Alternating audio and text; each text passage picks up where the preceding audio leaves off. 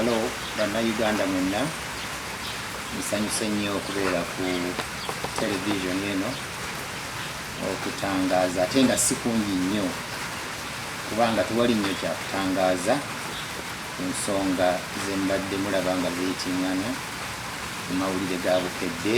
TV yaffe mwaze nnyo ng'eriko amawulire abamu gabakanze, abalala mugatutte nga bwe mugalabye, naye tekikosezza mitima abalowooza nti Yiga si oyo gwe baalabye.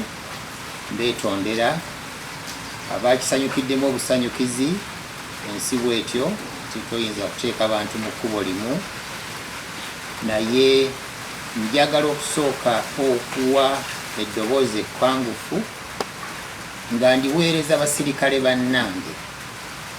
Abasirikale mwenna nga muli mu poliisi, abasirikale mwenna nga muli mu Uganda prisons, abasirikale mwenna nga muli mu ggye lyaffe eddungi ennyo UPDF, abasirikale buli we muli, bw'ofunanga omukisa okubaako keweekolera, tugeze oguze ka plotiko mu musaala omwagalwa waffe pulezidenti gw'atuwa buli mwezi ne gujja, n'osobola okusonda akasente n'ogula akantu konna.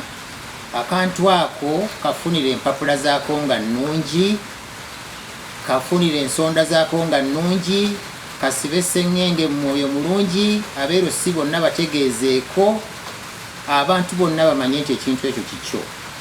Bw'onoova mu yunifoomu eyo okuddayo mu kyalo eyo ojja kusangayo abeetegese okulowooza nti toteekwa kuba na kintu kyonna, olw'okuba obadde mu magye, olw'okuba obadde mu prisons, olw'okuba obadde mu poliisi. Oteekwa kuvaayo nga bwe wagendayo. Z'ensonga zino nange ezintawaanya. Nali mu yunifoomu ng'ebintu bino bibeerawo, kooti ng'ebisalawo mu mwaka 2013. Naye bw'obeera mu yunifoomu ya Uganda Police, ey'amagye, eya prisons, toteekwa kukola bikolwa birabisa yunifoomu eyo bubi.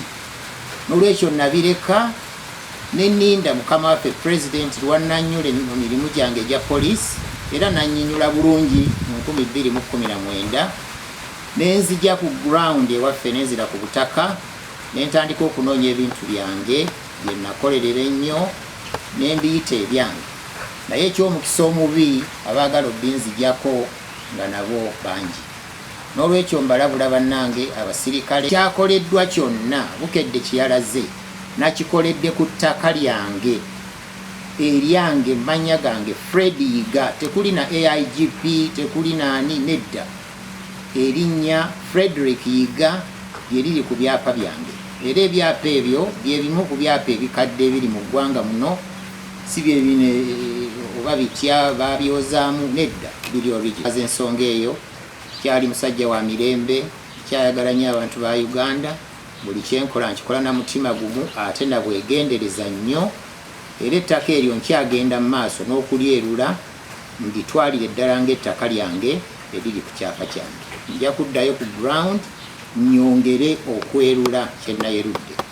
Olwali nakyalo bannange bembeera nabo n'abantu bonna abawulira nti bantegeera bulungi. Mwebale nnyo, mwebalire ddala.